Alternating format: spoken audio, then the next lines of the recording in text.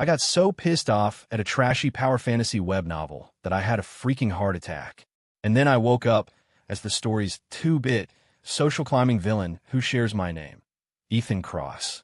In the original plot, I'm supposed to exhaust myself chasing the rich, beautiful main female lead, only to get crushed under the heel of the story's golden boy protagonist and die a pathetic, meaningless death. But the character I felt even worse for was Sarah Jenkins, the so-called evil female rival who, driven mad by her unrequited love for the hero, ends up throwing acid, failing, and rotting in prison for the rest of her life. Screw the plot. I was a grinder in my last life, not an idiot. Let someone else chase the campus queen. I was turning around to save the one person who was struggling in the same mud as me, my fellow villain. But when the two of us decided to team up to just try and live a decent life, the righteous hero and heroine just couldn't leave us alone. They want to crush us for good. Fine.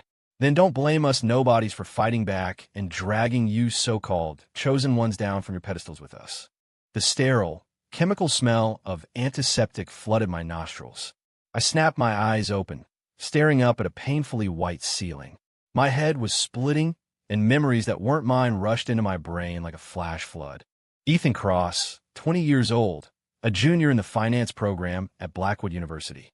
Grew up poor, straight-A student, ambitious as hell, and the designated scheming villain in a novel titled The Alpha's Billionaire Bride, a guy who would do anything to climb the social ladder and win over the female lead, Isabella Vance. My name is also Ethan Cross, but I was a burned-out programmer from the 21st century. Just a little while ago, I was decompressing from another all-nighter at work by reading that same cringy web novel. I got to the part where my namesake villain was repeatedly, publicly humiliated by the protagonist, Blake Harding, in the most cliched ways possible before being driven to jump off a building. My vision went black, and the next thing I knew, I was him. Fuck, I muttered, pushing myself up into a sitting position on the hospital bed. This novel was the pinnacle of literary garbage. The hero, Blake Harding, heir to some hidden, old-money dynasty, spent his time at college pretending to be a regular guy, just so he can enjoy slapping down anyone who looks at him wrong. The heroine, Isabella Vance, daughter of Blackwood's richest man, is gorgeous but has the IQ of a golden retriever. She's constantly surrounded by a swarm of admirers, and the original Ethan was the most pathetic and desperate one of the bunch. The worldview of this book was completely warped. If you were rich, your farts smelled like roses, but if you were poor, your very existence was an offense. A guy trying to move up in the world was a schemer. A girl trying to marry rich was a gold digger. The original Ethan had pulled out all the stops for Isabella. He worked 3 part-time jobs, pinching every penny just to buy her a designer bag that she'd toss in the trash without a second thought. He painstakingly researched everything she liked, only to have the love letters he wrote read aloud in front of the whole class, making him the campus laughingstock. He even pulled 3 all-nighters to help her with a business proposal for a class project. Blake Harding swooped in, took all the credit with a dismissive, "This garbage? I could write 10 of these in my sleep," and Isabella sneered at him, calling him plagiarist. In the end, Blake's plot armor made sure the original Ethan was ruined, expelled, and unemployable. With nowhere left to turn, he took a leap off a rooftop, ending his sad, pathetic life. And I was the guy who literally died of secondhand rage from reading it. "Ethan, you're awake?" A crisp voice, laced with undisguised annoyance, came from the doorway. I looked up to see a girl in a pink designer dress. She was beautiful, with flawless skin and big, expressive eyes, the kind of girl who had clearly been spoiled since birth. This was her, the heroine, Isabella Vance. Why was I in a hospital? Oh, right. The memories filled me in. Yesterday, the original Ethan had tried to give Isabella a surprise. He'd spent every last cent he had to rent a drone to fly a Bella, I love you banner outside her dorm. The drone malfunctioned, hit a power line, and the feedback from the controller electrocuted him just enough to make him pass out and tumble down a flight of stairs. "Now that you're awake, get discharged. Stop playing dead. I paid your medical bills, but you'd better pay me back." Isabella stood with her arms crossed, looking down at me with a gaze dripping in disgust and contempt. "Ethan, I'm begging you, can you please stop doing these pointless things? Do you really think you're worthy? That knockoff bag you gave me? I threw out. Those letters? I burned them. We're not from the same world. Do you understand? When a toad tries to eat a swan, it's just disgusting. Her words were like poison-tipped daggers, aimed straight at the original Ethan's fragile heart. If it were him lying here, he'd probably be shattered. But it wasn't him. I felt nothing. In fact, I almost wanted to laugh. I looked at her face, so full of smug superiority, and slowly curled my lip into a smirk. Are you done? My voice was calm, so calm it actually made her pause.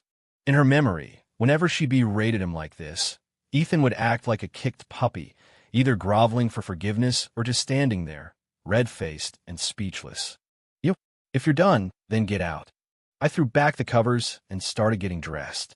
The medical bills, I'll pay you back as soon as I can. And another thing, from now on, stay out of my business. Your world is too high and mighty for me. This toad has lost his appetite. My reaction was completely outside her expectations. Her eyes went wide, and she stared at me as if she were seeing me for the first time. Ethan, what is this attitude? Do you think playing hard to get is going to make me look at you differently? Let me tell you, that's impossible. She shrieked, her voice rising in fury. I couldn't be bothered to reply. I finished dressing and walked toward the door.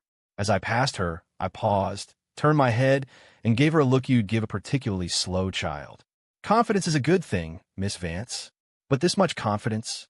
That's just being delusional. Without waiting for a response, I walked out, leaving her fuming and stomping her foot in the empty room. Stepping out of the hospital, I breathed in the fresh, exhaust-tinged air and felt like I was finally alive again. I checked my pockets. A few crumpled dollar bills and a student ID card. That was everything the original Ethan owned. Pathetic, but it didn't matter. Now that I was here, I wasn't going to let his life be a tragedy. As I walked, I sorted through the plot in my head.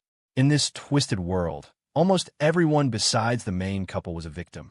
And the one who pissed me off the most, besides my own character, was someone else. The female villain, Sarah Jenkins. She was a grinder just like me, a nobody. She came from a typical working-class family, pretty in a quiet way, with a stubborn streak. And she was obsessed with Blake Harding, so in love that she lost herself completely, to the point of madness. Just like the original Ethan, she used every clumsy, desperate method to get his attention, only to be met with humiliation and contempt. Blake felt that a scheming gold digger like Sarah wasn't even fit to tie his shoes. At the end of the novel, during Blake and Isabella's wedding, Sarah makes her final, desperate move. She shows up with a bottle of sulfuric acid and tries to throw it on Isabella, the woman who stole everything from her. The result was predictable. Blake kicks her away, the bottle shatters, and the acid splashes all over her own face, disfiguring her. She ends up in prison for attempted assault, living out the rest of her miserable life in pain and regret. When I read that part, I thought it was ridiculous. The author had turned two desperate, struggling kids from the bottom rungs of society into psychopathic monsters just to make the hero and heroine look good. Why? Why did we, the nobodies, have to be the stepping stones and sacrifices for your perfect love story? An idea began to form in my mind, growing with a wild intensity. If I was the scheming male villain, and she was the vicious female villain, why couldn't the two of us just get together? We were the same. Both of us were stuck in the mud, desperate for a little bit of sunshine. Instead of chasing after a sun that was too far away and would only burn us, why not just hold on to the person next to us who also needed a little warmth? Yes, that was it. The billionaire's daughter? She looks better on a magazine cover. Starting today, my new target is the female villain who has it even worse than me. I'm going to save her, and in doing so, save myself. I clench my fists, a fire I'd never felt before lighting up in my eyes. Blake Harding, Isabella Vance, I'm not playing a part in your love story anymore. I'm taking my fellow villain and starting a new chapter of our own. You two can have this idiotic world all to yourselves. Once I made my decision, the first step was to find Sarah Jenkins. According to my memory of the book, at this point in the timeline, Sarah was at the peak of her obsession with Blake. She was like a stalker fan, a ghost who would appear in the corners wherever he went, watching him with a heartbreaking mix of love, pain, and inadequacy. Blake was the captain of the university basketball team, and this afternoon, there was a big inter-campus game. There was no doubt she'd be there. I checked the time. An hour and a half until the game. I headed back to my dorm first. The original Ethan's dorm was a quad, and it was a dump. The air was a foul mix of stale sweat and instant ramen. My 3 roommates were in the middle of a loud, profanity-laced online gaming session, their keyboards clattering like machine guns. When they saw me walk in, one of them, a heavy-set guy named Leo, pulled off his headset. Well, look who's back. Our resident Romeo, he said in a slimy, mocking tone. How'd the drone proposal go? Did the lovely Isabella fall weeping into your arms? The other 2 guys snickered.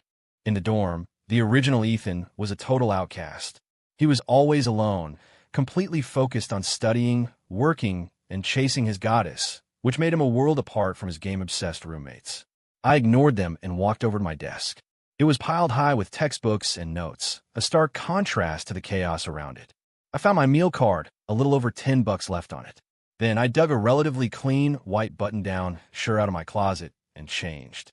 The mirror reflected a handsome but pale face.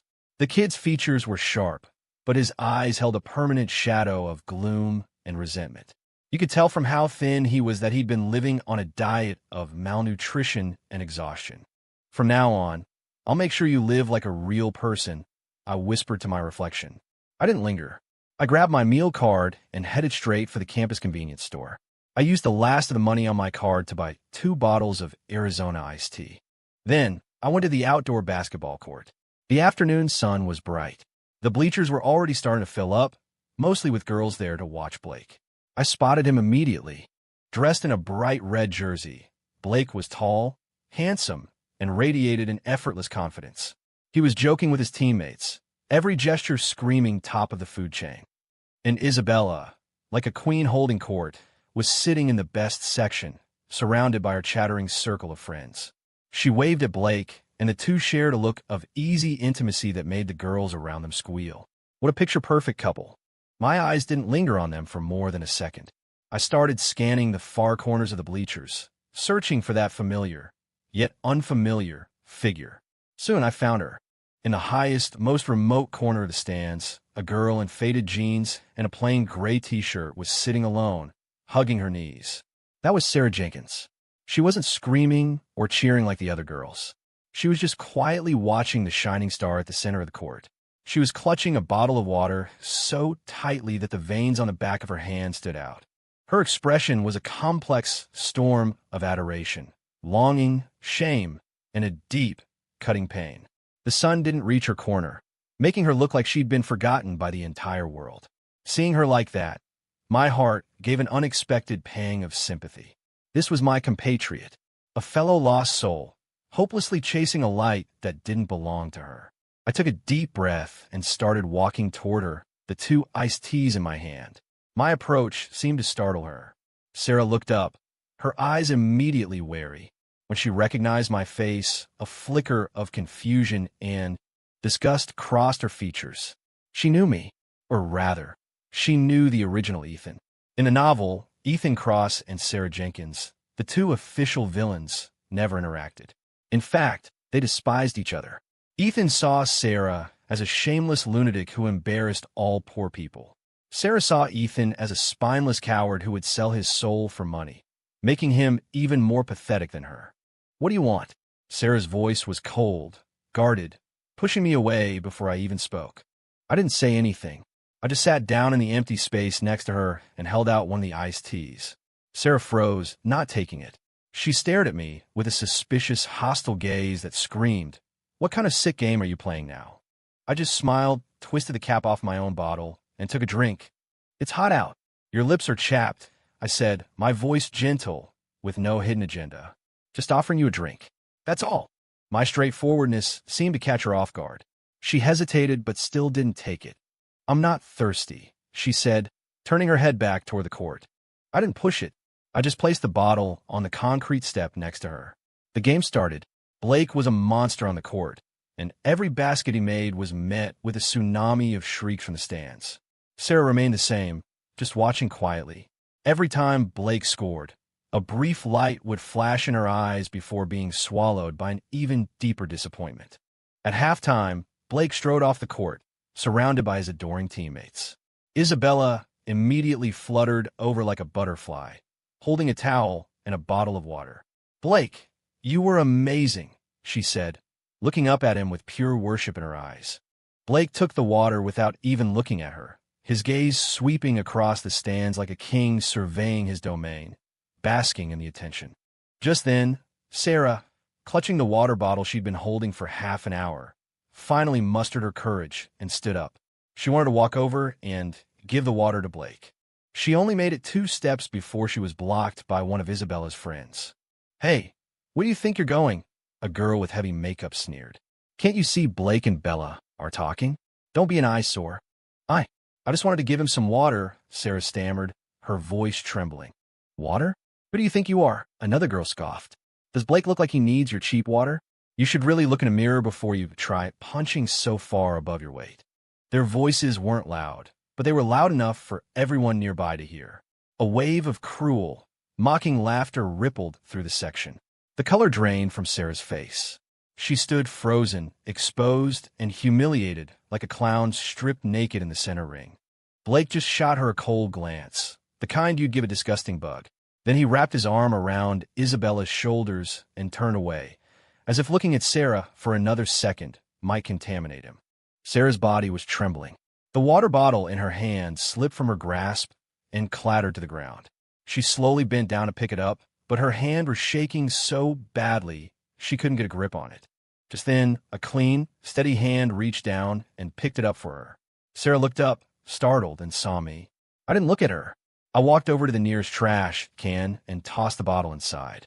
Then I came back, took the still cold bottle of iced tea, and pressed it into her hand.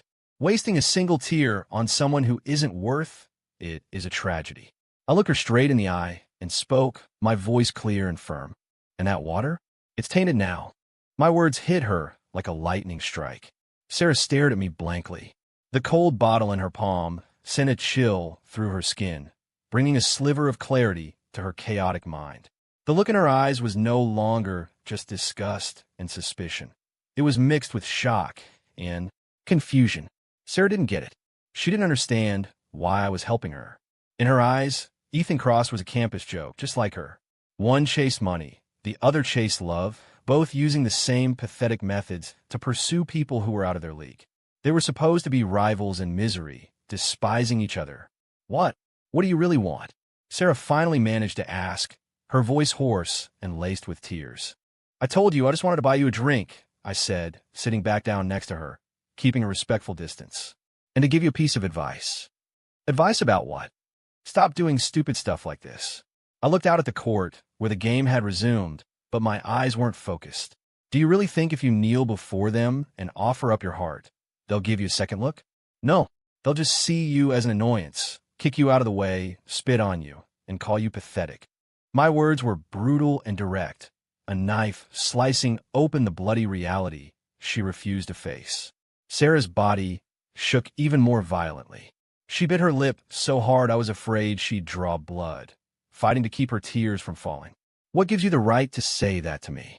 You're just the same," she finally choked out, her voice breaking. "The things you do for Isabella Vance. Are you any better than me? Who are you to lecture me?" "You're right." I didn't deny it. I admitted it freely. The old Ethan was just as much of an idiot as you are. We were like 2 moths flying into a flame. We knew it was a bottomless pit, but we still threw ourselves at it, hoping for a little warmth, only to get burned to a crisp. I turned and looked at her stubborn, fragile face. But today I woke up, I said, my voice soft but filled with an undeniable strength. "I don't want to be a moth anymore. What about you? Do you want to keep being that pathetic moth that everyone laughs at?" Sarah's head snapped up, and the tears finally broke free, streaming down her cheeks. "Then what am I supposed to do?" she sobbed like a lost child. I just like him. I can't control it." "Like?" I scoffed. "Are you sure you actually like Blake Harding, the person?" My question made her freeze. "You're in love with a fantasy, an image you built in your own head," I said, mercilessly shattering her delusion. "You like that he's handsome, that he's popular, that he has this golden aura around him. Because those are all the things you don't have, the things you crave. You think that by having him, you can escape your own mediocre, invisible life and make everyone envy you. That's not love.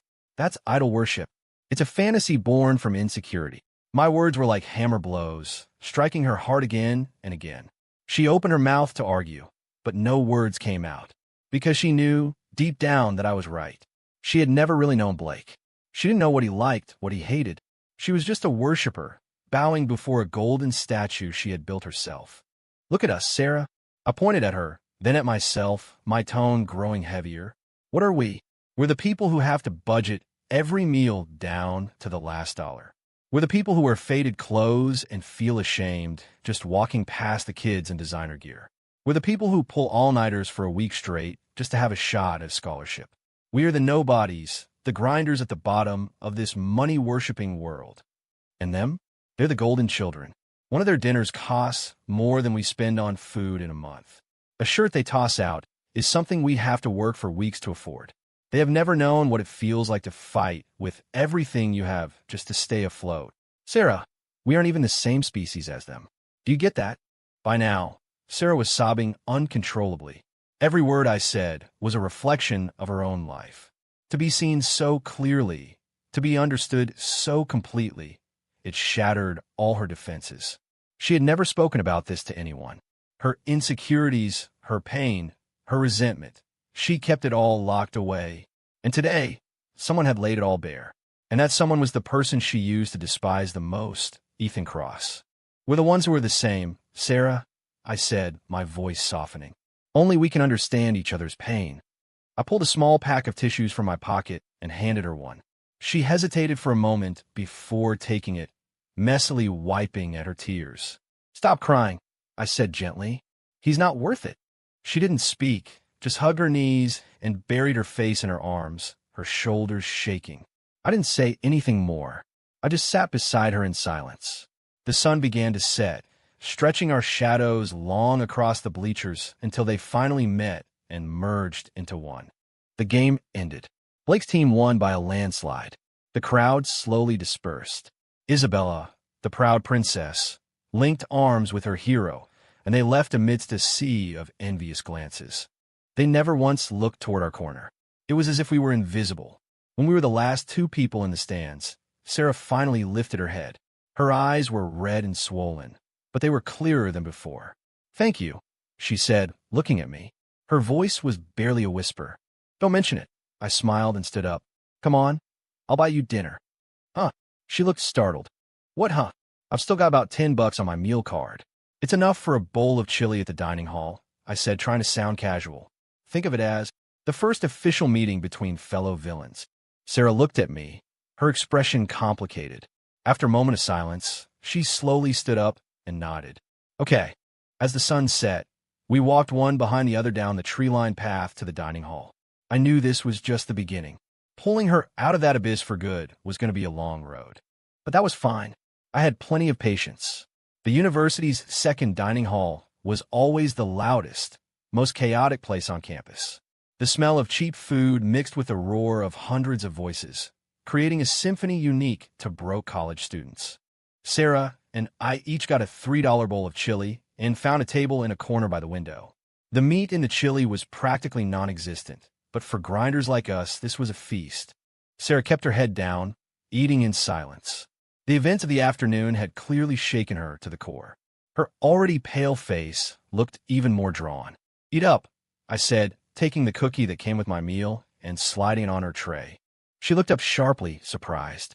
You look like a strong wind could blow you away," I smiled, digging into my chili. "Don't worry, I work 3 jobs. I need the protein more than the sugar." My gesture left her at a loss for words. She stared at the cookie on her tray, her lips parted as if to say something, but in the end, she just lowered her head again, her eyes growing a little misty.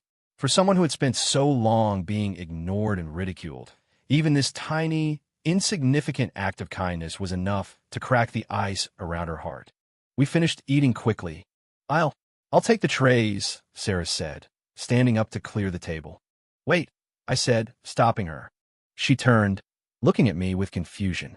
"Sarah," I said, my expression serious, "how much money do you have right now?" The question was blunt, almost rude. A blush crept up her neck. She nervously clutched the hem of her shirt. My allowance for the month hasn't come in yet." So, you're broke? I nodded, understanding. This was what I expected. According to the novel, her family's financial situation wasn't much better than the original Ethan's. Her budget was always tight, and she often spent what little she had on pointless gifts for Blake. This can't continue, I said, standing up and facing her. You have to be able to feed yourself before you can even think about things like love or dreams. What are you getting at? She asked, a flicker of her old suspicion returning. I'm saying we need to make money, I said, my tone leaving no room for argument. On the scraps our parents give us, we can barely survive, let alone fight back against people like Blake and Isabella. Fight back? Sarah gave a bitter laugh. What are we supposed to fight them with? With this, I said, tapping my temple. They have money and connections. But we have something they don't. What's that? The survivor's instinct of a nobody, I said, a confident smile spreading across my face. The relentless, do whatever it takes grit that comes from having to fight for your own existence. When I said do whatever it takes, I didn't mean stealing or cheating. I meant the endless ingenuity and resilience that people at the bottom develop just to get by. Come with me, I said, not explaining further. I took her hand and led her out of the dining hall. Where are we going? She asked, stumbling to keep up. Where we need to go to make some money. I took her to the campus Student Employment Center. The office was basically a bulletin board covered in flyers for part-time jobs. Tutor $15/hour. Handout flyers $80/day. Diner waitress $1,200 per month, meals included. Sarah looked at the listings, and her eyes dimmed. She'd done all these jobs before. They were exhausting, paid pennies, and the money never solved anything. This is pointless, she said quietly. I know. I nodded, my gaze skipping over the menial labor ads and landing on a bright red poster at the very top of the board, one that most students ignored. The Innovators Challenge, National University Entrepreneurship Competition. Campus qualifiers are now open. First prize, $30,000. $50,000. To us, that was a fortune. That, Sarah saw it too, but she immediately shook her head. That's impossible. Competitions like that are for the geniuses and the legacy kids. We wouldn't stand a chance. Why not? I turned to face her. You're a communications major. You're a great writer with a logical mind. I'm a finance major. I know markets, I can run the numbers. The two of us together, why can't we give a shot? But we don't even have a project idea. Sarah still wasn't convinced. Who says we don't? I gave her a mysterious smile, pulled out my phone, and opened an app, holding it out for her to see. The interface was simple, with a clean design. The name on the screen was Campus Connect. What is this? It's a program I wrote myself, pulled a few all-nighters to get it working. I explained. The function is simple. It's a peer-to-peer service platform for students on campus. For example, student that doesn't want to go to class, so they post a lecture sitter task on the app for $20. Student B has a free period, accepts the task, sits through the lecture, and earns the $20. Or maybe student C is too lazy to go get their food delivery, so they post a delivery grab task for $5. This platform can solve all kinds of lazy student problems. Picking up packages, printing papers, saving seats in the library, even ghostwriting homework. I whispered the last part. Sarah's eyes lit up. She immediately understood the potential.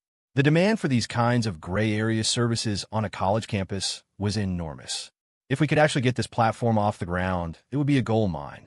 This idea is brilliant, she said, her voice filled with excitement. But how would we market it? How would we run it? That's why we enter the competition, I said, putting my phone away, my voice full of confidence. We need a stage to present our project.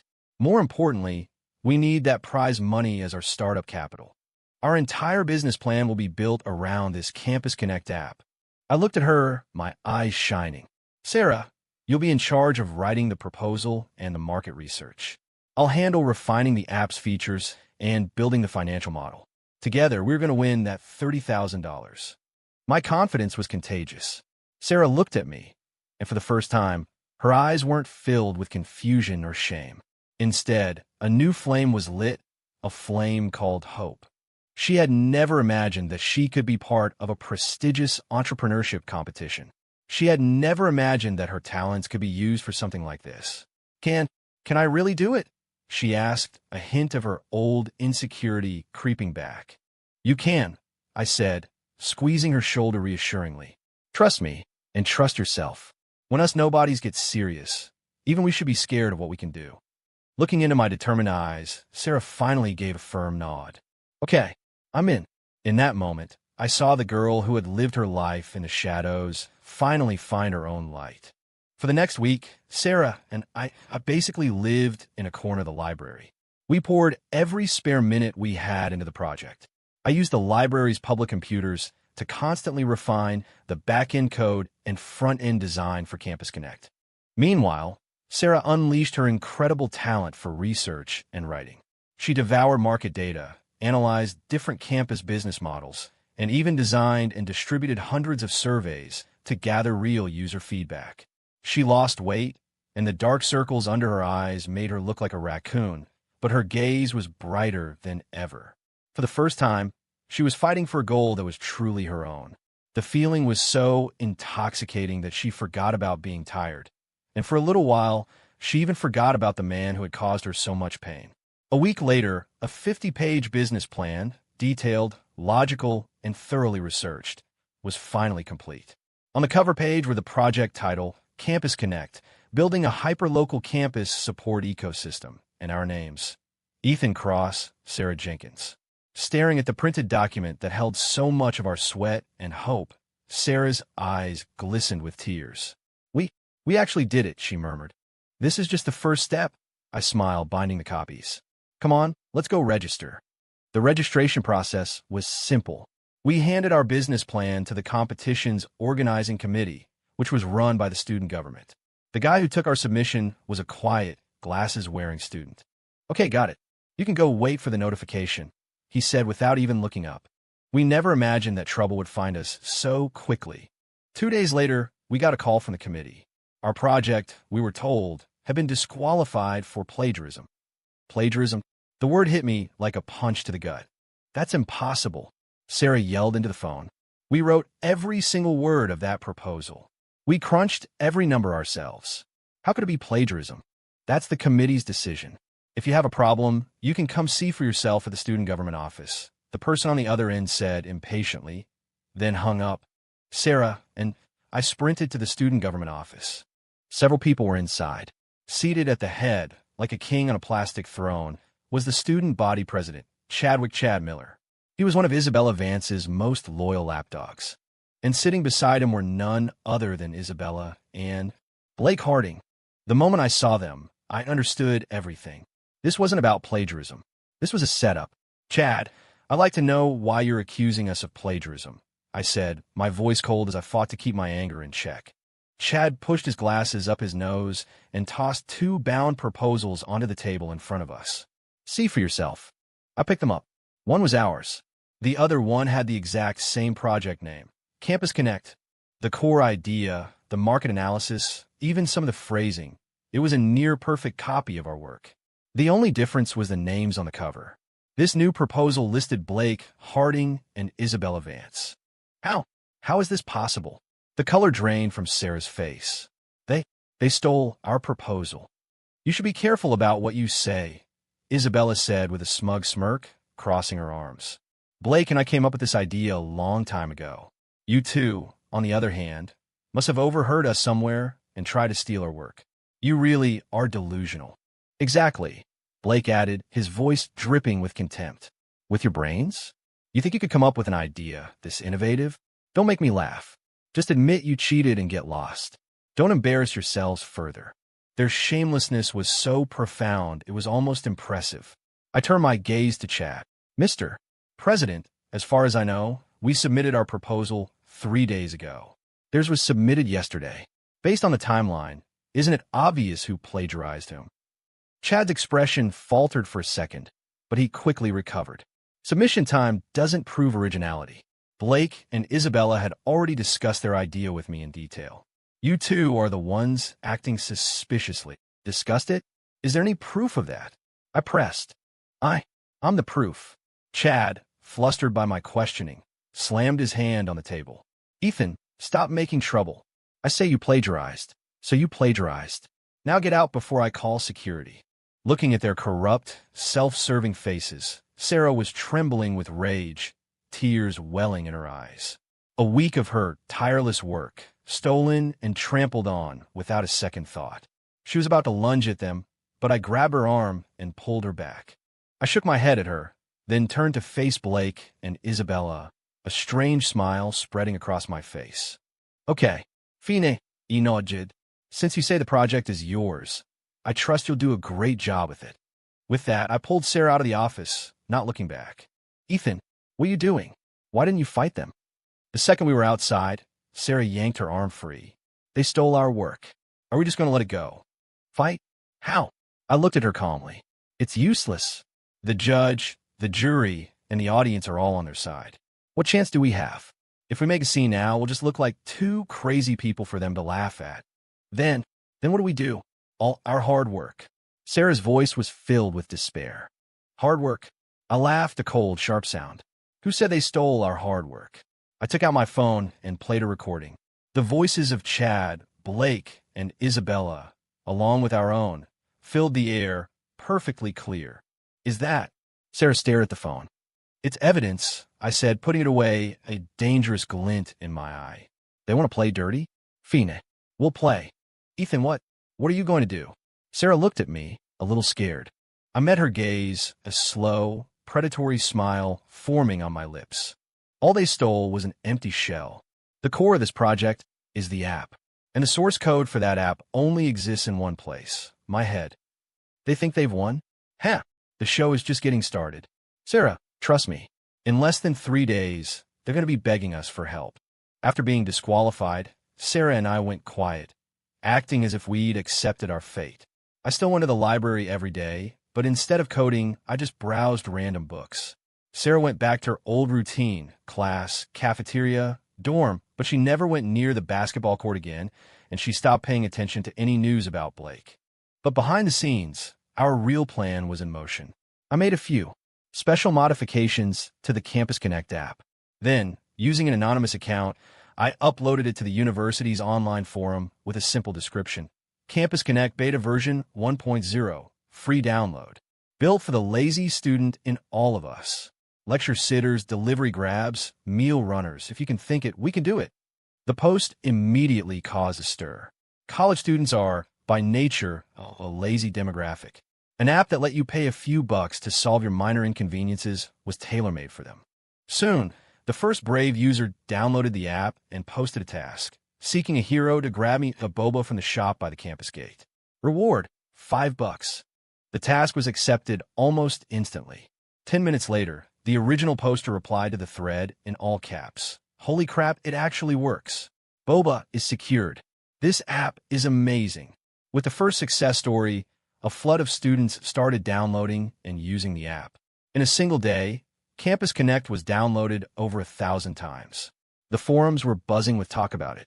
And through all this, Blake and Isabella were completely oblivious. They were still basking in the glory of stealing our idea, busy revising their proposal for the upcoming preliminary round of the competition, convinced they were about to be campus celebrities. They thought an app was just a concept on paper. They had no idea that the real core was the technology and the execution. The day of the preliminary round arrived quickly. The competition was held in a large lecture hall. The judges were a few deans and some entrepreneurs from outside the university. Blake and Isabella, as the star project personally recommended by the student body president, were scheduled to present first. Blake was in a sharp suit, his hair slicked back. Isabella wore an elegant white pantsuit. Standing together, they really did look like the perfect power couple.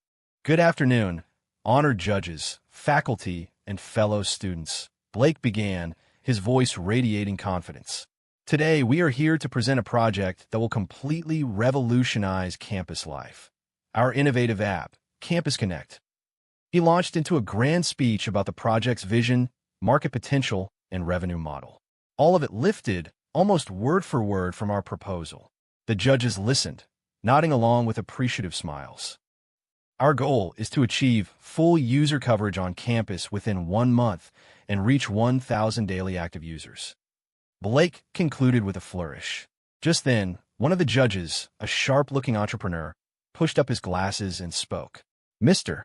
Harding, your concept is very promising. However, an app isn't just an idea. Do you have a working prototype?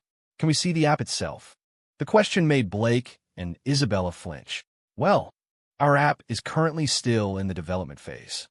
Blake stammered. Oh, is that so? The entrepreneur smiled, pulling out his own phone. Because I happen to have heard that an app called Campus Connect has already launched a beta test on our campus. And as of yesterday, its daily active users exceeded 2,000. As he spoke, he connected his phone to the projector. Displayed on the massive screen behind the stage was the interface of our app. A dense list of active tasks was refreshing in real time. The entire hall erupted. Everyone stared in disbelief, their eyes darting between the screen and the blood-drained faces of Blake and Isabella on stage. That's impossible. Isabella cried out. Yes, how is that possible? A voice called out calmly from the back of the hall. Every head turned. Standing in the doorway were me and Sarah. I had a faint smile on my face. Sarah stood tall beside me, her eyes filled with triumph. Mr. Harding, Miss Vance, I said, walking slowly down the aisle toward the stage. Didn't you say this was your project? How is it that you didn't even know your own app had launched? Our appearance sent Blake and Isabella into a full-blown panic. This is your doing, Blake yelled, pointing a trembling finger at me. My doing? What did I do? I held up my hands in a gesture of innocence. I just released my own product for people to use. You two, on the other hand, are standing up there waving around my business plan. How's that feel? You're lying. The project is ours. Isabella insisted weakly. Is it? I smiled. I walked up to the podium, pulled a USB drive from my pocket, and plugged it into the laptop. Honor judges, since Miss Vance claims the project is hers, I'm sure she can explain to us how the back-end source code was written. As I spoke, I opened a programming interface. The screen instantly filled with dense, incomprehensible lines of code. For example, this section right here, the core algorithm for task distribution and user matching. Miss Vance, perhaps you could walk everyone through the logic you used when you wrote this. I held a microphone out to her. She stared at the screen full of code, her face turning a deep shade of crimson. She couldn't utter a single word. She didn't just not understand it. She couldn't even read it. I turned to Blake. Or maybe Mr. Harding would like to explain? After all, you're the genius who can write 10 of these proposals in his sleep. Blake's face was even uglier than Isabella's. He glared at me with enough hatred to burn a hole through me. By now, everyone in the hall understood. The truth was painfully obvious. That's enough. The entrepreneur judge slammed his hand on the table and stood up. He stared at Blake and Isabella with pure fury. Academic plagiarism and public fraud. You two are a disgrace to Blackwood University. I move to disqualify this entry immediately, and I strongly recommend that the university investigate and discipline this appalling behavior. His words were a death sentence. I picked up the microphone and gave the audience a victorious smile. My apologies for the interruption, everyone. Now, if you don't mind, may we have the actual creators present our project, Campus Connect? I handed the microphone to Sarah. She took a deep breath and stepped into the spotlight. Bathed in its light, she was no longer the timid, insecure girl from the bleachers. She radiated a confidence that was dazzling. From the corner of my eye, I saw Isabella staring up at her, her face contorted with a jealousy so intense it was terrifying. The outcome of the preliminary round was no surprise. Our project received a unanimous top score. Blake and Isabella, on the other hand, became the campus laughingstocks, their names forever tied to the plagiarism scandal. To save face, the university issued a campus-wide reprimand and stripped them of all academic honors and awards. For a normal student, it wouldn't be a big deal. But for golden children like them, who had lived their entire lives in the spotlight, it was the ultimate humiliation. It was dark by the time we left the lecture hall. We won. Sarah was still in a daze, walking beside me as if in a dream. Yeah, we won. I smiled. How does it feel? It feels. She looked up at me, her eyes sparkling under the campus lights, like I finally got to breathe after being underwater for years. It feels amazing. She broke into a laugh, a carefree, happy sound like a child's. It was the first time I'd ever seen her laugh like that. Come on, to celebrate. Dinner's on me tonight, I announced grandly. What are we having? She asked. Dining hall number 2. Chili. All you can eat. She burst out laughing again. This time, when we sat down with our trays, she didn't refuse my gesture. Instead, she took the brownie from her own tray and placed it on mine. Like you said, you work 3 jobs? You need the energy, she teased, mimicking my earlier tone. Looking at her bright, smiling face, my heart did a little flip. I realized that this girl, who I'd thought of as a fellow nobody, a partner in crime, had somehow carved out a special place in my heart. After dinner, I walked her back to the women's dorm. Ethan, she said, stopping at the entrance, her expression serious. Today. Thank you. There you go with the thank yous again. I shook my head. We're partners, aren't we? No, she said, looking down, her eyes avoiding mine. Today, on the stage, when you handed me the microphone, I felt like maybe I wasn't so useless after all. You were never useless, I said, looking her straight in the eye. Sarah, you're brilliant. Your writing, your mind, your resilience. Those are things most people don't have. You were just aiming them at the wrong target. My words made her blush. Don't ever sell yourself short again, I said, ruffling her hair in a gesture that felt surprisingly natural. You deserve better. She stiffened for a second, but didn't pull away. So, what about you? She asked quietly, her head still down. What are your plans? For the future? Me? I smiled. My plan is to make Campus Connect a success and win that prize money. Then use that money to make more money. And then, I looked at her, my voice softening with a tenderness that surprised even me. Then I take my partner, and we get the hell out of this place. Go to a city where nobody knows us, buy a small house, start a normal company, and live a quiet life. She looked up, stunned, her eyes shining. Your partner? Does that include me? She asked, her voice barely a whisper. Of course, I said without hesitation. She smiled, a smile brighter than the moon. Okay, she nodded firmly. Then it's a promise. It's a promise. I watched her run into the dorm, a smile lingering on my face long after she was gone. But I didn't leave. I turned and walked into the small patch of woods across from the dorm, found a dark spot, and leaned against a tree. I lit a cigarette. I didn't smoke, but the original Ethan did whenever he was stressed. As the smoke curled around me, my expression grew cold and sharp. I hadn't left because I knew someone was waiting for me.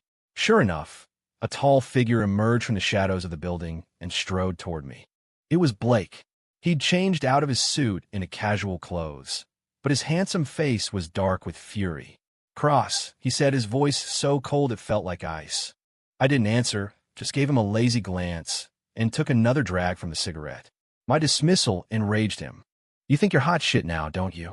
He grabbed the front of my shirt and slammed me against the tree, his eyes burning with violence. You're a cockroach. You think you can play games with me? I have 100 ways to make sure you don't survive another semester at Blackwood. I wasn't scared. I slowly blew a smoke ring right in his face. He coughed, his fury intensifying. Mr. Harding, I said, flicking ash from the cigarette, my voice laced with scorn. Is this all you've got? Pathetic threats? What happened to all that alpha male pride? You get knocked down once, and you completely lose your cool. You're dead, he roared, raising his fist. But the punch never landed. Another figure had appeared. Isabella. Blake, stop, she cried, running over and grabbing his arm. Stay out of this, he snarled, shaking her off. Are you crazy? This is campus. You want to get suspended for assault? She pleaded. Her words seemed to bring him back to his senses. He lowered his fist, but the murderous look in his eyes didn't fade. Cross, you just wait, Blake said, pointing a finger at my face. I won't forget today. I will make you pay 1,000 times over for what you've done. He turned and stormed off into the darkness. Isabella didn't follow him immediately. She just stood there, looking at me with an incredibly complex expression. Ethan, she said, her voice tight with resentment. Why are you doing this? You know I can't stand that girl, Sarah. Are you hanging out with her just to make me angry? Her completely self-absorbed take was so ridiculous, I almost laughed out loud. Miss Vance, I said, dropping the cigarette and crushing it under my shoe. Let me say this one last time. I have my own plans for my life. You are not in them. As for you and Blake, I continued, a mocking smile on my face. Your little psychodrama is your own business. But if you insist on dragging me and Sarah into it. I took a step closer, leaning in so only she could hear me. I will show you that even a horse will kick when it's cornered. And I promise you it will hurt. Without another glance at her shocked face, I turned and vanished into the night. After the plagiarism scandal, Blake and Isabella laid low for a while.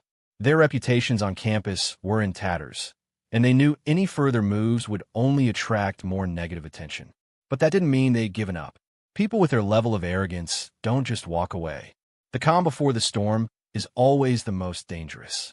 Sarah and I didn't let our guard down for a second. We prepared for the Innovators Challenge finals while quietly using Campus Connect to build our war chest. Within 2 weeks of its official launch, the app had over 5,000 registered users, with daily transaction volumes stabilizing around $3,000. We took a 5% commission, which meant we were clearing about $150 a day. To Blake and Isabella, that was probably pocket change. But to us, it was the capital for our counterattack, the foundation of our dignity. Sarah was like a new person. She channeled all the obsessive energy she once had for Blake in her work. She managed the app's online presence and user feedback, working tirelessly but always with a smile of fulfillment on her face. She even used the first bit of money she earned to buy me a new shirt. Your old white one is turning yellow, she'd said, her face bright red as she handed it to me, unable to meet my eyes. Holding the new shirt, I felt a warmth spread through my chest. It felt good to be cared for, but the peace didn't last. One day, I was in my dorm optimizing code when Leo, my heavy-set roommate, burst in, flustered.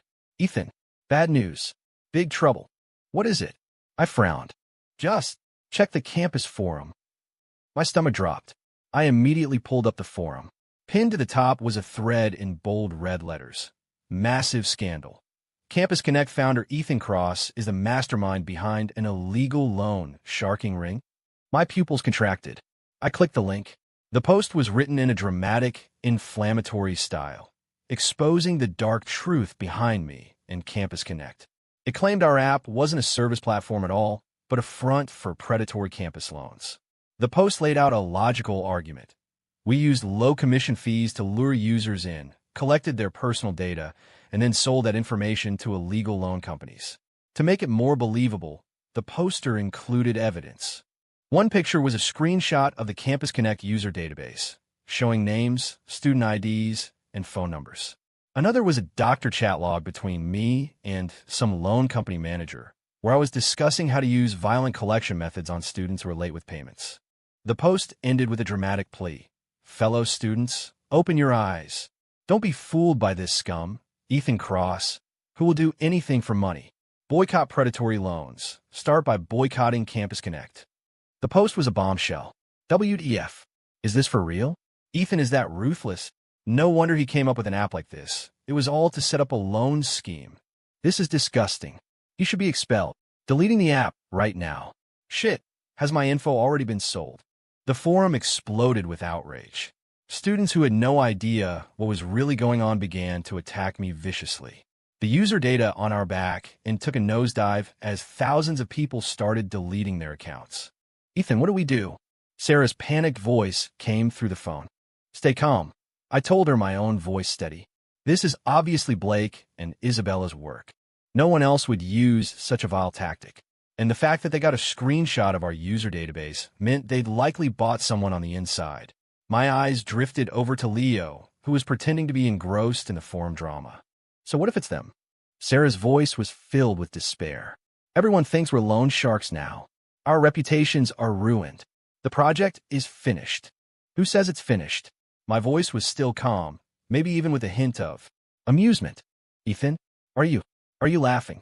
Sarah sounded like she was about to cry. Of course I'm laughing, I said, looking at the malicious post on my screen, my smile widening. Because I've been waiting for this opportunity for a long time. What opportunity? She asked, confused. An opportunity to take them down for good. A cold light flashed in my eyes. Sarah, listen to me.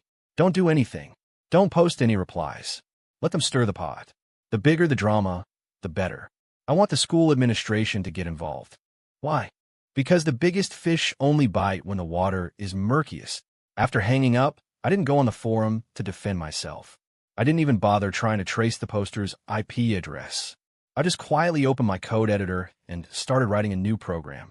The loan shark scandal escalated, with Blake and Isabella fanning the flames from the shadows. The forum post quickly morphed into a campus-wide witch hunt. My photo, name, and major were plastered everywhere. Walking on campus, I could feel the stares of disgust and contempt. People would point at me, whispering scumbag. Sarah wasn't spared.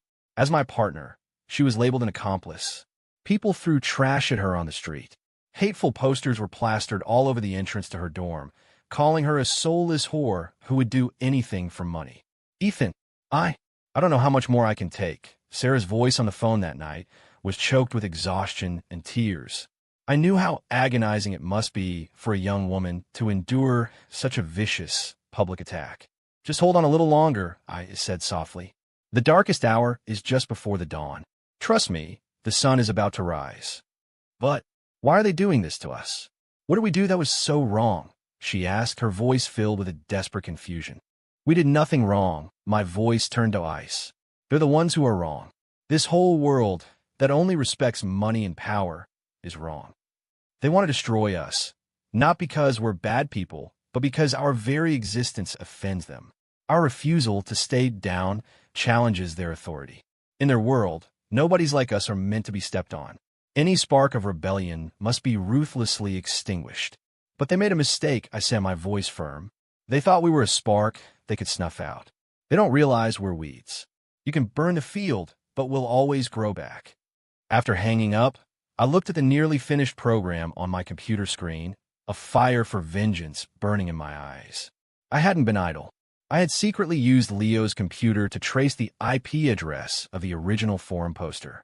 Unsurprisingly, it led directly to Blake's dorm room.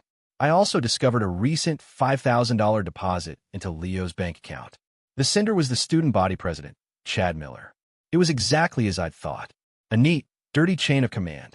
Blake and Isabella paid Chad, who paid my roommate Leo. Leo used his access to my room to steal a screenshot of our database and delivered it to them. And now I was going to break every single link in that chain. The time was right. The next day, the Dean of Students' office finally launched an investigation. I was summoned to the office. The dean, a stern-looking middle-aged man, was there along with my academic advisor. And, of course, Blake and Isabella, attending as representatives of the concerned student body. Mr. Cross, the dean said, pushing a printout of the forum post across the desk toward me. Do you have an explanation for this? Sir, everything in that post is a lie, I said calmly. A lie? Isabella immediately interjected. Dean, the evidence is right there, and he's still denying it.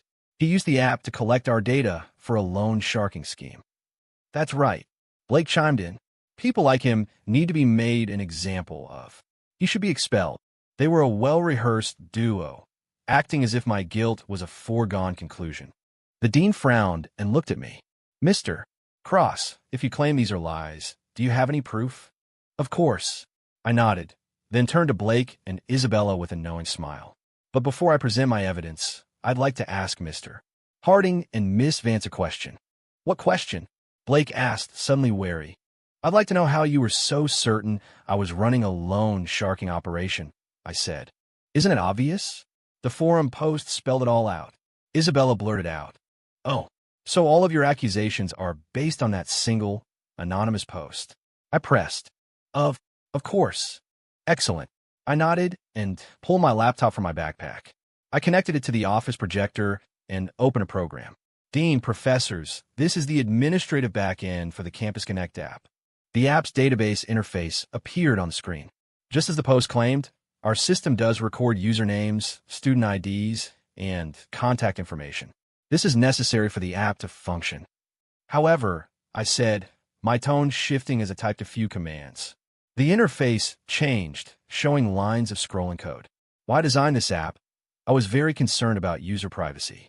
Therefore, I implemented a special form of double encryption on all core user data. I wrote the encryption algorithm myself. Without a unique decryption key that only I possess, anyone who accesses our servers, even if they hack them, will only see scrambled, meaningless text. I demonstrated on the spot. I clicked on a user's profile. Without the key, the field for their phone number and student ID showed only a long string of random characters. And yet, the screenshot that the poster uploaded shows all of this personal information in plain text. I pulled up their screenshot and placed it side by side with my live demonstration. "This raises a question," I said, turning to Blake and Isabella, a cold smile playing on my lips. "Since only I have the decryption key, where did the poster get their unencrypted screenshot? Unless..." I paused for dramatic effect. That screenshot was a complete fabrication. And the person who fabricated it is the same person who posted it to slander me. My words were a bombshell. The color drained from Blake and Isabella's faces.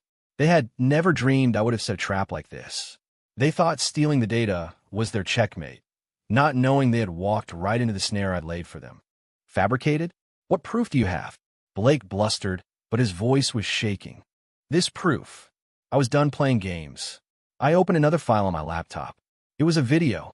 The footage was from my dorm room, filmed from a hidden spot on the bookshelf across from my desk. In the video, I'm seen coding at my computer. Then, I get up to get a drink of water. The moment I'm gone, my roommate Leo sneaks over to my desk, pulls out his phone, and starts frantically taking pictures of my screen. And the screen he was photographing was the very same unencrypted database interface from the forum post. An interface I had deliberately created as bait. What is this?" The dean's face had turned to stone as he watched the video. "That is my roommate, Leo, secretly photographing my computer," I explained calmly. "And the data he's photographing is from a honeypot program I built specifically because I anticipated someone would try to steal our data. All the information on that screen is fake, randomly generated by the program." I just didn't expect the fish to bite so quickly. As I spoke, I presented my final piece of evidence, Leo's bank statement, showing the $5,000 transfer from Chad Miller. "Dean, I'm confident that if you investigate Leo's finances and then follow the money to our student body president, Mr. Miller, it will become very clear who orchestrated this entire smear campaign, who fabricated the evidence, and who the real mastermind is." My case was airtight. My evidence was irrefutable. The dean's gaze, sharp as a knife, landed on the pale, trembling figures of Blake and Isabella. He was no fool. He knew exactly what had happened. The student body president, conspiring with two prominent students, bribing a roommate to steal data and fabricate evidence for a malicious smear campaign. This was no longer a simple student squabble. This was a full-blown, disgusting scandal. "You too," the dean roared, slamming his hand on the desk, his body shaking with rage. "Do you have anything to say for yourselves?"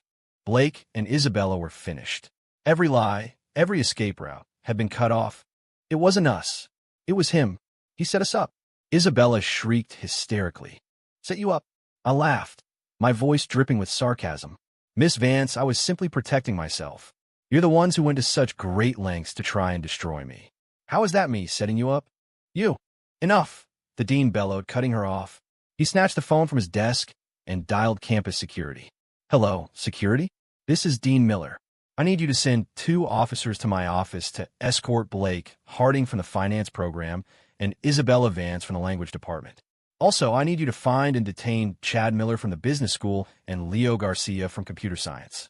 Yes, they are implicated in an extremely serious case of malicious slander and fabrication of evidence. I want a full investigation." After he hung up, the office fell silent. Blake and Isabella looked like they were attending their own funerals. Soon, 2 uniformed security officers arrived and flanked them. "Let go of me. Do you have any idea who my father is? He's the chairman of Harding Corp." Blake blustered. "My dad is Arthur Vance. You so much as touch me, and you'll regret it." Isabella shrieked, playing her last card. But in the face of university regulations and ironclad evidence, their family names were worthless. The officers ignored their threats and dragged them out of the office like sacks of garbage. As they were being hauled away, they both shot me looks of pure, venomous hatred. Their eyes promised a war that was far from over. I met their gazes without flinching, a victor smile on my face. The office was finally quiet. The dean looked at me, his expression a mixture of approval, astonishment, and a hint of fear. He had clearly realized that the seemingly ordinary scholarship student before him possessed a mind and a ruthlessness far beyond his years. "Mr. Cross," he said after a long pause, "the university will see that you get justice. We will also compensate you and Miss Jenkins for the damages you have suffered. As for your Campus Connect project, the university has decided to award it the grand prize for the Innovators Challenge. The prize money will be increased to $50,000. From $30,000 to $50,000. It was a bribe, a request for my silence to protect the university's reputation." I understood completely. "Thank you, Dean," I said, standing and giving a respectful bow. "I trust the university will handle this matter justly."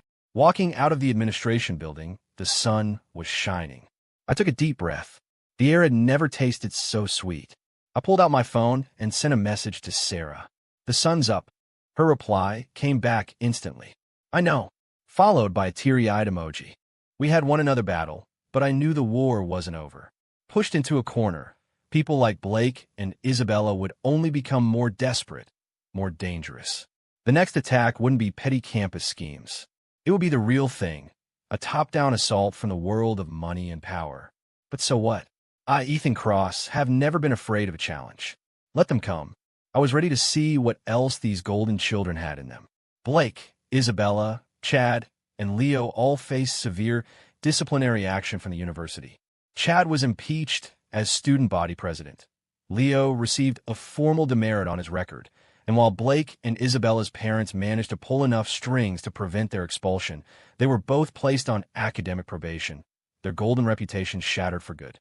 Our app, Campus Connect, became legendary overnight. With the university's now official endorsement, it became the hottest app on campus. Sarah and I went from being social pariahs to celebrated entrepreneurs. The $50,000 prize money was wired to our account. We're rich," Sarah cried, tears of joy streaming down her face as she stared at the bank balance on her phone. It was more money than she had ever seen in her life. "This is just the beginning," I said, stroking her hair, but I didn't feel the same elation. I knew the real test was about to begin.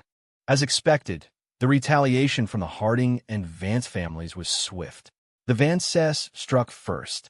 Isabella's father, the richest man in the city, Arthur Vance, publicly denounced our project at a major business conference. Some of these young people today are far too eager for a quick buck. They create so-called innovations that, in reality, operate in legal gray areas, promoting laziness and even providing a platform for illicit activities. These business models are unhealthy, add no social value, and are doomed to fail. He didn't mention us by name, but everyone knew who he was talking about. A word from a man like him carried immense weight. The tide of public opinion began to turn against us again. Investors who had been sniffing around suddenly went cold. If the Vance family's attack was on public perception, the Harding family's was far more direct and deadly. Blake's father, Robert Harding, chairman of Harding Corp., brought the full force of his capital to bear. He hired a top-tier tech firm and poured millions into creating an exact clone of our app, which he called Campus Go. Campus Go didn't just copy our features. It launched with an insane subsidy campaign. Every transaction was 100% subsidized by the platform. That meant that on Campus Go, getting someone to sit in your lecture or grab your food was completely free. On top of that, they leveraged Harding Corp's vast network to launch a massive marketing blitz on 100 university campuses simultaneously. It was a brutal, soulless cash burn strategy. They were going to use their overwhelming financial advantage to bleed us dry. The day Campus Go launched, our daily active users plummeted by 80%. Students weren't stupid. Why pay for something when you could get it for free? "Ethan, what are we going to do?" Sarah's face was pale as she stared at our analytics. This is insane. They're just throwing money at us until we die." We had $50,000 in the bank. The Hardings were spending millions just to crush us. This wasn't a fair fight. This was an ant trying to fight an elephant. Are we going to lose?" Sarah's voice trembled with despair. The hope we had just found, the confidence she had just built, felt so fragile in the face of such raw, overwhelming power. I didn't answer. I just stared at the flashy marketing for Campus Go on my screen, my mind racing. A head-on fight was suicide. We couldn't outspend them. We had to find a weakness. A fatal flaw. Where was it?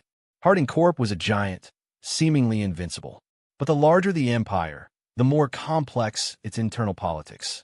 Where there were tangled interests, there were hidden conflicts. Suddenly, I remembered a minor subplot from the original novel. Late in the story, Harding Corp had faced a major internal crisis. Blake's uncle, Jonathan Harding, had teamed up with several old guard executives to try and oust his brother, Robert, from the chairman's seat. The coup had ultimately failed, thanks to Blake's protagonist powers, but the infighting had left the company deeply wounded. And now, Robert Harding was wasting tens of millions of company dollars on a vanity project just to get revenge for his son.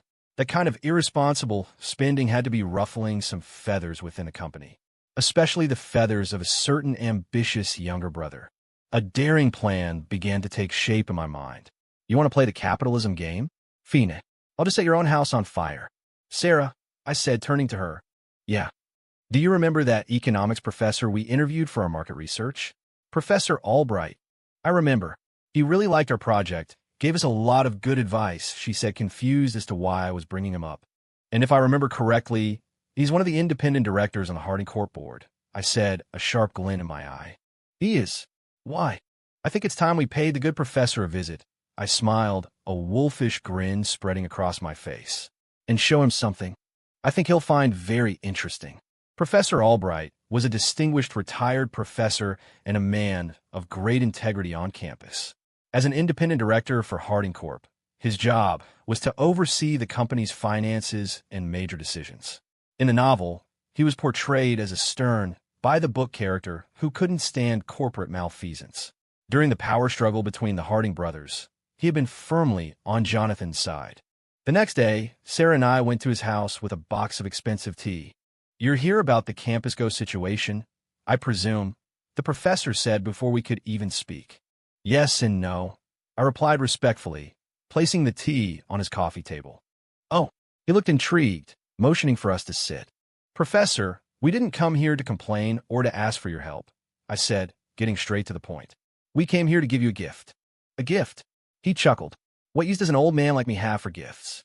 Instead of answering, I pulled a file from my bag and handed it to him. It wasn't our business plan. It was a document I had spent 2 sleepless nights compiling. An analysis of the Campus Go project's return on investment and latent financial risks. The professor took it, looking puzzled. He put on his reading glasses and began to read.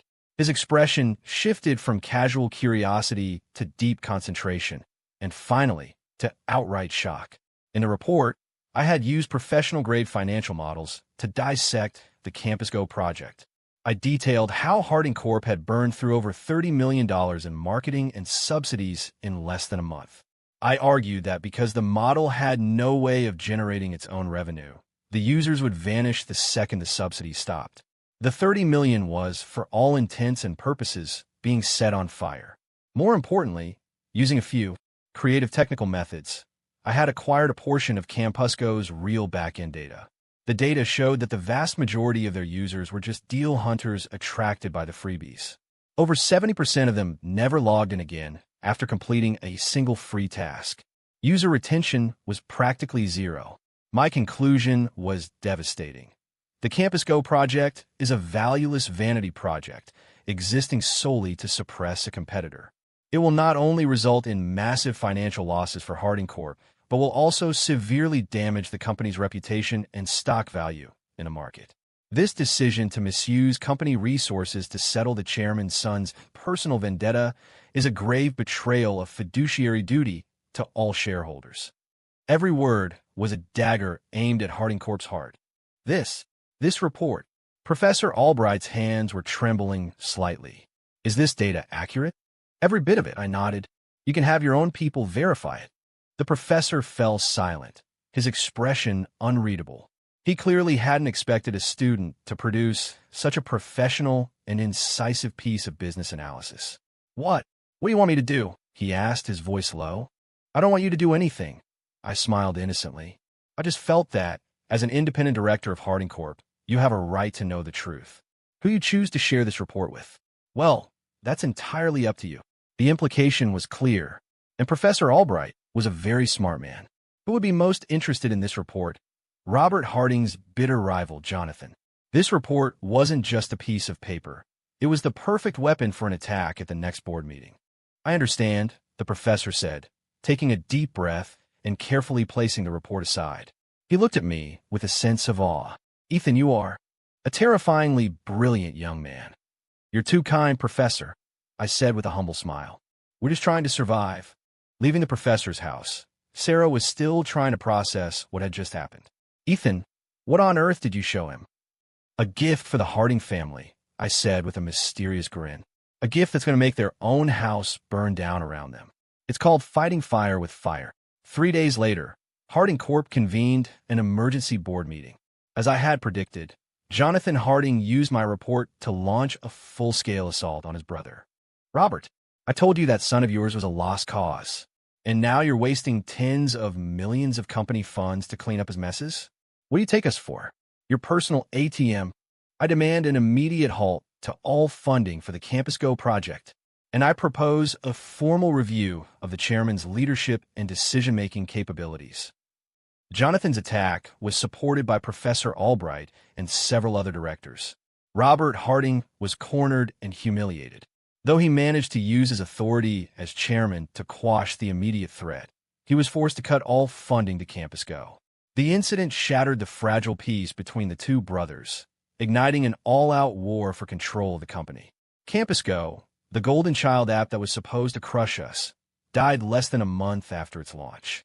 And our app, Campus Connect, after a brief and brutal winter, found its spring. Our users came flooding back. Not only had we survived, but the story of our David and Goliath battle had made us famous. We were seen as heroes who had stood up to a corporate bully. We won again, Sarah said, staring at the business news on her phone about the turmoil at Harding Corp, her voice filled with disbelief. Yeah, I leaned back in my chair and let out a long breath. We won again. This victory was even sweeter. We had used our minds, a clean and strategic countermove, to defeat a multi-million-dollar corporate assault. I looked at the girl beside me, her face flushed with excitement, and my heart swelled with a profound tenderness. On impulse, I reached out and pulled her into a hug. She stiffened for a moment, then relaxed, melting against my shoulder. Sarah, when we graduate, let's get married. Her whole body went rigid. Then she buried her face in my chest, and like a little kitten, gave a small, firm nod. In that moment, I felt like I had the whole world. The infighting at the Harding Corporation escalated into a brutal civil war. Robert and Jonathan were so consumed with destroying each other that they no longer had the time or resources to bother with us. The Vance family, seeing that their allies were sinking, wisely chose to retreat and cease their public attacks. We finally had the breathing room we needed to grow. Campus Connect won the grand prize in the Innovators Challenge, as promised. The victory brought us not just fame, but also the attention of serious investors. Before graduation, we incorporated as our own company, Trailblazer Tech. Sarah and I both turned down lucrative job offers from major corporations to pour everything we had into our own venture. We rented a tiny office near campus. It was less than 300 square feet, but it was ours. We hired a few bright, ambitious underclassmen to join us. The company was small, but it buzzed with energy and passion. Through it all, my relationship with Sarah grew deeper. We were partners in every sense of the word. We spent our days building our dream and our nights planning a future together. A simple life, a small wedding, a house in a quiet city after graduation. Everything was finally going right. But I had underestimated the depths of Blake and Isabella's madness. After 2 humiliating public defeats, their social lives were in ruins. Blake was no longer the campus king. He was a pariah. Isabella was no longer the untouchable queen. Her so-called friends had all abandoned her. The fall from grace had twisted them, corroding their minds with a dark, obsessive hatred. They blamed us for everything. In their warped view, we had destroyed their perfect lives. They were like 2 venomous snakes, coiled in the shadows, waiting for the perfect moment to strike. That moment came sooner than I expected. To celebrate getting our first round of seed funding, our team planned a weekend retreat at a resort in the nearby countryside. We had no idea we were walking into a trap. The resort was owned by the Vance family. The only reason we chose it was because of a strong recommendation from one of our first employees, an underclassman named Kevin. He was a hardworking kid from a poor background, and we trusted him completely. We never imagined he would betray us. Isabella had offered him a sum of money we could never hope to match. That night, during our team dinner, Kevin was unusually attentive, constantly refilling our glasses, encouraging everyone to drink up. I felt a prickle of unease, but the mood was so celebratory, I let it slide. I could hold my liquor, but Sarah and a few of the others were visibly tipsy. After dinner, Kevin suggested we go to the hot springs on the hill behind the resort. The path there led across a narrow rope bridge. As Sarah and I reached the middle of the bridge, there was a loud snap. One of the main support ropes gave way. The bridge instantly pitched sideways. Sarah screamed as she lost her footing and plunged over the side. Pure adrenaline took over. I lunged and caught her hand just in time. Half my body was hanging off the bridge, every muscle straining to hold on to her. Below us was a 40-foot drop onto a rocky, churning river. A fall meant certain death. Ethan, Sarah's face was white with terror as she clung to my hand. Don't let go. I got you. I gritted my teeth, the veins in my arms bulging. Our other employees, including Kevin, were frozen in shock at the end of the bridge. And then, two figures emerged from the woods on the far side. Blake and Isabella. Their faces were alight with a sick, triumphant glee. Well, Ethan, how does it feel? Blake sneered, crossing his arms as if watching a movie. You think you're so smart, don't you? Let's see you think your way out of this. It was you. You did this. I stared at them, pure rage boiling in my blood. So what if it was? Isabella's laugh was high and unhinged. You stole my spotlight, Ethan. You ruined my life. And this bitch, she spat, glaring at Sarah, dared to think she could take my man. You both deserve to die. Tonight, you could be Romeo and Juliet, for real. She pulled a fire axe from behind a tree and advanced on the bridge's remaining support rope. No, Sarah shrieked in despair. I stared at their insane faces, my mind racing faster than it ever had before. I couldn't die. I wouldn't let Sarah die. We had fought too hard, come too far. I would not let our story end at the hands of these two psychopaths. Blake, I roared. My voice made Isabella pause, the axe halfway through its swing. Blake frowned at me. Any last words? Last words. I scoffed, though my arm felt like it was being torn from my socket. You really think killing me solves your problems? What are you talking about? Your father and your uncle are at each other's throats, right? I gasped, forcing the words out. Did you know your dear Uncle Jonathan has been looking for a way to get rid of you, the sole heir, for years? Blake's expression faltered. If I die here tonight, who do you think will be the first person to pin the whole thing on you? I pressed. It'll be your uncle. He'll tell the world you hired hitmen to eliminate a business rival. You won't just lose the company. You'll spend the rest of your life in prison. You think your plan is perfect? Look at the idiot you paid off. I glanced at the terrified Kevin. He's your weak link. The second the cops question him, he'll crack. With a witness and a motive, you'll be finished. My words were a bucket of ice water over Blake's head. He wasn't stupid. He wanted revenge, but he didn't want to go to prison for it. Blake, don't listen to him. He's stalling. Isabella screamed, her eyes wild with bloodlust as she raised the axe again. Stop, Blake shouted, his voice cracking with authority. He looked at me, his mind clearly racing. This was my chance. Using the last of my strength, I yelled at the still frozen Kevin. Kevin, do you want to go to prison with them? My voice snapped him out of his terror-induced paralysis. He looked from the gorge below to the insane faces of his employers, and a primal fear took over. No, I don't want to go to jail. I don't, he whimpered. Then help US. It's not too late. I'll forget this ever happened. I shouted, giving him an out. Survival instinct won. Kevin scrambled to his feet and launched himself, not at us, but at Blake and Isabella. You're crazy. You tricked me, he screamed, tackling Blake. Caught off guard, Blake stumbled back, and the two of them went down in a clumsy heap. Isabella was frozen in shock by the sudden betrayal. Now, I roared at Sarah, hold on tight. Then I let go of the railing. For a terrifying second, we were in freefall, but I used our momentum, twisting my body and heaving with all my core strength, flipping her from below me onto my back. In the same motion, my other hand shot out and clamped onto one of the thick steel cables running underneath the bridge. Ah! Sarah screamed, wrapping her arms and legs around me like an octopus. The maneuver shredded the skin on my hands and arms, but it worked. We were dangling from the underside of the bridge, alive. "Ethan, are you okay?" Sarah sobbed into my ear. "Not dead yet," I grunted through clenched teeth.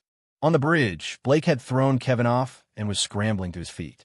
Seeing us still alive, he grabbed the fallen axe, his face a mask of pure hate. "Go to hell!" he screamed, swinging the axe down at my hand. At that exact moment, "Freeze! Police!" A dozen blindingly bright flashlights cut through the darkness. Uniformed officers swarmed the clearing from all sides. Blake and Isabella froze, their faces a perfect picture of disbelief. They had no idea how the police could possibly be here. I looked up at their dumbfounded faces and let out a weak, triumphant laugh. "You really think I'd walk into your territory without a backup plan?" Before we even left for the resort, I'd had a bad feeling. So I used Campus Connect to anonymously post one final, very special task. Urgent. A violent crime may occur tonight at 8 p.m. on the rope bridge behind the Pines Resort. Reward, $10,000. Task requirements. Alert the police and lead them to the scene at exactly 8:15 p.m. In this world, there are people who will sell their souls for money, and there are people who will sell their services to uphold justice. I had gambled on the latter, and I had won. The police swarmed the bridge, tackling Blake, Isabella, and the whimpering Kevin, slapping them all in handcuffs. A few minutes later, firefighters arrived and helped Sarah and me back onto solid ground. The second my feet touched the earth, my legs gave out, and I collapsed.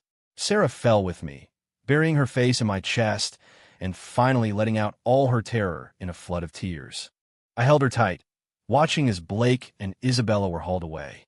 Isabella was still screaming curses, but Blake, just before he was pushed into the police car, turned and looked at me one last time. The hatred was gone.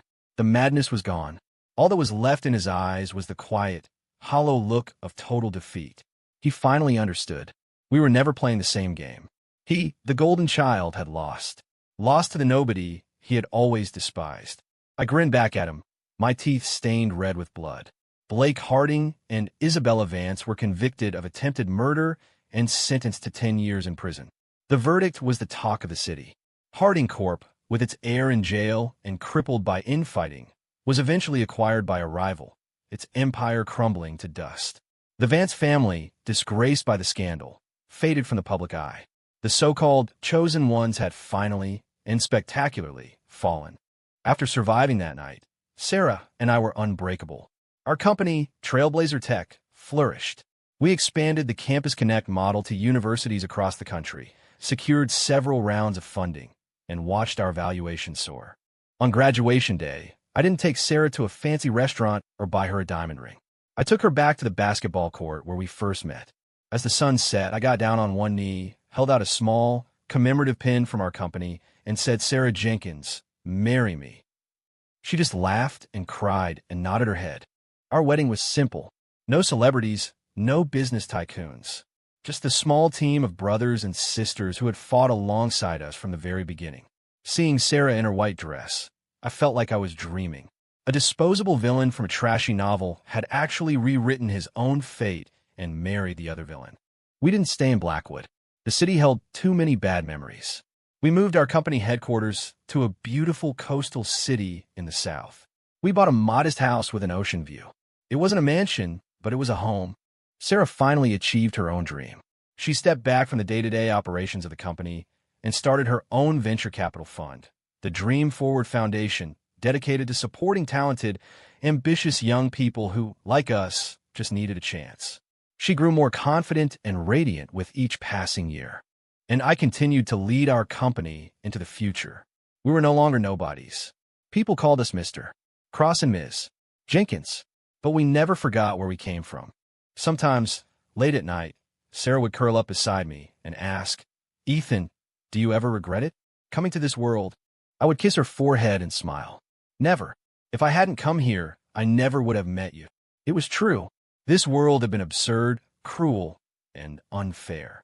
But it was also the place where I had found my love, my purpose, and my own self-worth. I was no longer a footnote in someone else's story. Epilogue. 10 years later, Paris, France. At a prestigious Fashion Week event, a brilliant designer from America receives a standing ovation for her stunning new collection. She was the first designer Sarah's Foundation ever sponsored, now a world-renowned name. In a backstage interview, she says through tears, "The person I have to thank most is Sarah Jenkins. She was the light that found me in my darkest moment." In a local prison, Blake Harding and Isabella Vance are released early for good behavior. But the world outside has moved on without them. They are no longer the children of privilege, just two people with a dark past. Someone claims they saw Blake washing dishes in the back of a greasy spoon diner. Someone else says Isabella married a man 20 years her senior, a balding divorcee with 3 kids. They had finally paid the price for their arrogance. On a beach, as the sun sets, Ethan and Sarah walk hand in hand, chasing the waves with their 5-year-old daughter. She has Sarah's eyes and a laugh that sounds like silver bells. "Daddy, Mommy, catch me," she shrieks with delight. Ethan and Sarah look at each other, their eyes reflecting the same deep, quiet happiness. They run, they laugh, and the setting sun stretches the shadows of their little family long across the sand. End.